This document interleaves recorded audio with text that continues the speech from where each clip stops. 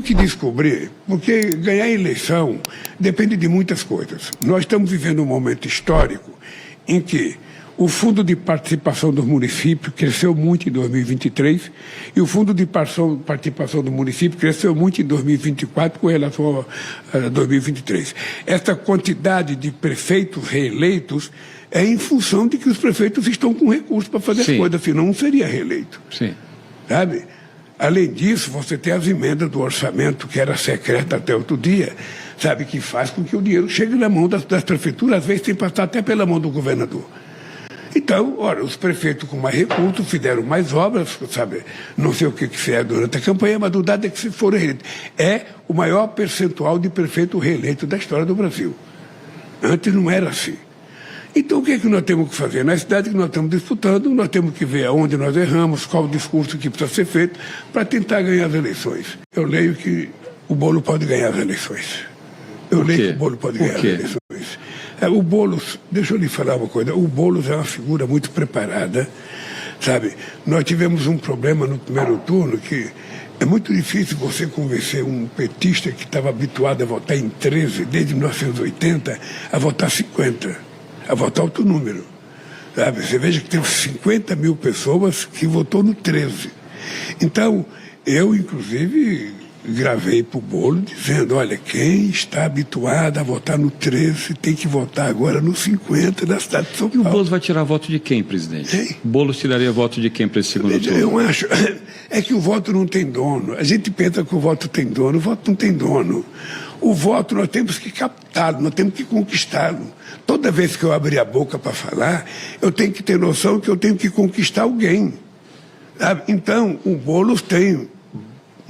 duas semanas, tem vários programas de televisão, tem vários debates, sabe, para ele poder convencer as pessoas. E eu, se puder ajudá-lo, vou ajudá-lo a ganhar essa eleição, porque eu acho que ele pode fazer um bem muito grande para São Paulo. Tanto do que isso, é que o ministro Lewandowski, ele está propondo uma emenda constitucional para redefinir o papel do governo federal na intervenção da segurança pública. Porque o governo não pode se meter na segurança pública porque é da responsabilidade dos estados. Muitas vezes os estados se queixam muito, mas na hora que você tenta interferir, eles não querem. Porque quem manda lá, sabe, são quem comanda os coronéis são os governadores, não é o governo. A Polícia Federal, para entrar num crime, esse crime tem que ser federal. Então, o que eu disse ao Lewandowski? É importante fazer uma proposta e eu quero convidar os 27 governadores para a gente pactuar como é que a gente pode trabalhar na segurança pública junto com os governadores, sabendo que a responsabilidade é do Estado, mas que o governo federal tem que ter uma participação importante. Porque hoje nós estamos enfrentando uma coisa mais grave. Só para você ter ideia, no governo passado foram legalizados 5.000 CACs por pessoas que estavam condenadas na justiça. Quando se liberou a quantidade de armas que se liberou nesse país, quem comprou armas? O crime organizado. Muitas armas. Ou seja, então, se fez um liberou geral nesse país, não é o homem trabalhador que vai comprar uma arma, mas quem compra 3, 4, 5, 6, 10, 15 fuzil, compra metralhadora, compra revólver, compra pistola. O que esse cara quer? Ele compra para ele ou ele compra para vender para o crime organizado? E nós temos que levar em conta que o crime organizado hoje não é uma coisinha pequena do PCC, do Comando Vermelho, não. O crime organizado hoje é uma empresa multinacional. Eles estão envolvidos em tudo quanto é área, estão envolvidos no futebol, na política, no poder judiciário, eles estão envolvidos em tudo. Em tudo. Então nós precisamos saber que agora sim, os estados estão compreendendo que é preciso pactuar uma nova política de segurança pública para o país com a participação do governo federal muito forte. Olha, veja, nós temos que rediscutir o papel do PT na disputa nas eleições da prefeitura. O PT, nessas eleições, 80% dos nossos prefeitos foram eleitos em 5 países, todos eles do Nordeste. Tá? Nós tivemos uma boa participação no Rio Grande do Sul, nós não tivemos uma boa participação em São Paulo. Em Minas Gerais nós ganhamos as 2 cidades que a gente governa, Juiz de Fora e Contagem, que já governamos com 2 mulheres. O que eu poderia dizer? O PT cresceu o número de prefeitos, o PT cresceu o número de vereadores. Mas o PT já governou São Paulo, o PT já governou Porto Alegre, o PT já governou outras capitais importantes, cidades que nós não governamos. Nós perdemos, por exemplo, São Bernardo, perdemos Santo André, estamos no segundo turno de Diadema em Mauá. O dado concreto é que o PT perdeu, inclusive, Araraquara, que era uma cidade que todo mundo tinha certeza que a gente ia ganhar. O Teresina, até uma semana das eleições, todo mundo dava como certo a eleição do candidato do PT, sabe? E não aconteceu, é coisa de eleição. A gente nunca tinha ganho Teresina, nunca. É preciso lembrar que o Hélito foi governador 8 anos, ele deixou o governo, foi eleito senador e depois de 2 anos tentou ser candidato a prefeito, só teve 15% dos votos. Ora, na Bahia a gente nunca conseguiu eleger o prefeito, sabe? Onde a gente tem governo já há 20 anos. Salvador, no caso. Em Salvador. Em São Paulo a gente nunca teve o governo do Estado, mas já elegeu a capital 3 vezes, já governamos Campinas, já governamos São Bernardo, Santo André, Guarulhos, Osasco. Nós já governamos em São Paulo 24 milhões de pessoas na Grande São Paulo durante muito tempo. Ora, chega um momento em que você perde. Chega um momento em que as pessoas mais importantes estão fazendo outras coisas. O que nós temos que pensar? Toda vez que termina uma eleição, aparecem os vencedores, os heróis, e que acham que o mundo, sabe, a partir dali mudou. A eleição de prefeito, na verdade, ela não tem muita incidência numa eleição presidencial. Não tem? Não tem. Por que não? Porque nem todo prefeito no segundo ano de mandato está bem. A minha experiência de subir em palanque é a seguinte: toda vez o prefeito no primeiro ano, ele herda o orçamento do prefeito anterior. Correto? Ele herda. Então, ele só vai começar a fazer o seu orçamento no ano seguinte.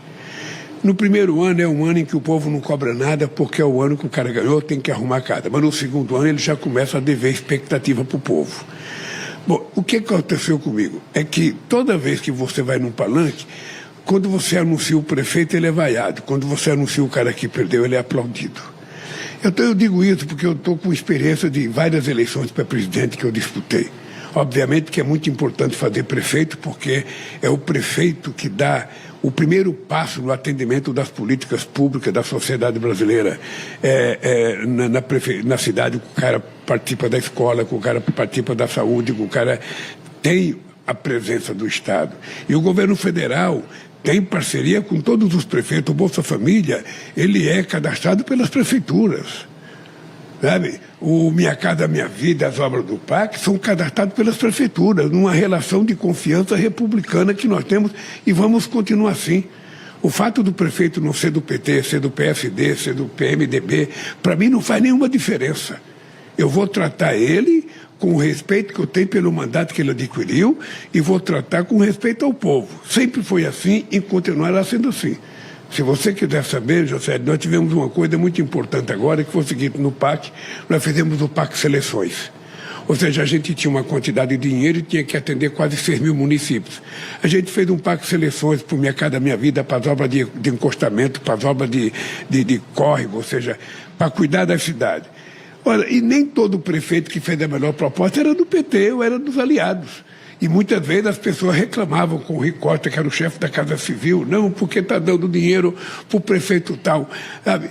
E eu falava, não está dando dinheiro para o prefeito, gente, está dando dinheiro para um problema que tem na cidade que nós temos que consertar. Não é porque o prefeito é de um partido estranho que eu vou deixar o povo passar, sabe, sacrifício. Tem um caso específico de Pernambuco, de um prefeito que nós demos 164 milhões para ele, para negócio de encosta, de córrego e tal, e ele era um bolsonarista juramentado, ele estava no ato. E eu falei para ele, ó, você vai receber esse dinheiro, porque o meu problema não é com você, meu problema é o seguinte: eu tenho que atender o povo da tua cidade. E vou atender, então pode ficar tranquilo e tal. Foi até um ato muito engraçado, porque foi a primeira vez em que a gente não tratou, sabe, uma política pública como uma relação de amigos. Tá. Para o meu amigo vai ter tudo, para os inimigos a lei. Não. O que nós fazemos é dar a todos a oportunidade de participar. Só para você ter ideia, Josélio, o Eumano tinha menos de um mês de governo, eu convoquei os 27 governadores do país para discutir o PAC e disse para os governadores: eu quero que vocês apresentem de 3 a 5 obras que que vocês consideram vital para o estado de vocês, para que não seja uma coisa vindo de cima para baixo, sem nenhum critério. E o Ceará conquistou no PAC 44,7 bilhões de reais de investimento no estado.